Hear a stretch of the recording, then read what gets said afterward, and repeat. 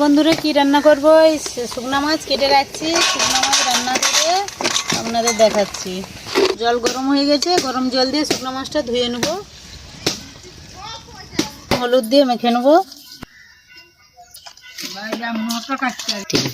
মাছটা নুন হলুদ মেখে নিয়েছি, কড়া গরম হয়ে গেছে, কড়ার মধ্যে তেল দিয়ে দেবো। মাছটা ভেজে নেব, শুকনো মাছটা ভেজে নিয়েছি, এবার তুলে নেব। কি কড়াই আমি তেল দিয়ে দিচ্ছি, এখানে কেটে রাখা সবজি দিয়ে দিচ্ছি,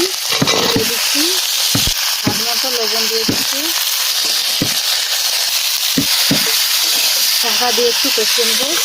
সবজিটা কষানো হয়েছে নাকি দেখে নেব, তা দিয়ে একটু নেড়ে নেব।